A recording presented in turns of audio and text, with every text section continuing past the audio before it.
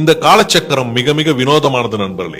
20 வயசுல இதுதான் வேணும்னு தோணும், 30 வயசுல இது வேணும்னு தோணும், 40 வயசுல இதுவே போதும்னு தோணும், 50 வயசுல இது இல்லனா கூட பரவாயில்லன்னு தோணும், 60 வயசுல எது இல்லனாலும் பரவாயில்லன்னு தோணும், 70 வயசுல எதுவுமே வேணாம்னு தோணும், 80 வயசுல இந்த உயிர் எப்போ போகுமோன்னு தோணும்.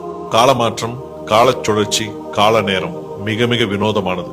பிடிவாதம் எல்லாம் முடக்குவாதமா மாறும், ஆணவம் எல்லாம் பணிவா மாறும், அதிகாரம் எல்லாம் கூனி குறுகி மாறி போயிருக்கும், மிரட்டல் எல்லாம் கப்சுப்னு அடங்கி போயிருக்கும்.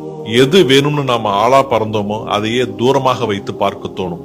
எதற்காக ஓடினோம், எதற்காக ஆசைப்பட்டோம், எதற்காக எதை செய்தோம் என்ற காரணங்கள் எல்லாமே காலப்போக்கில் மறந்து போகும், மறத்து போகும்.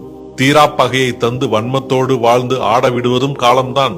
அதன் பின் ஆட்டத்தை அடக்கி மறதியை கொடுத்து ஓரமாய் நம்மை உட்கார வைப்பதும் அதே காலம்தான். வெளியே மாளிகையாய் தோற்றமளிக்கும் எதுவும் உள்ளிருக்கும் விரிசல்களை எடுத்துரைக்காது. வாழ்க்கையில் பக்குவம் கிடைப்பது அவ்வளவு எளிதல்ல நண்பர்களே. அதற்கு பல அவமானங்களை கடந்திருக்க வேண்டும். அந்த அவமானங்களே உங்கள் வாழ்க்கையில் உங்களை மேம்படுத்தும். புரிந்து கொள்ளுங்கள், வாழ்க்கை உங்களுடையது. வாழ்த்துக்கள்.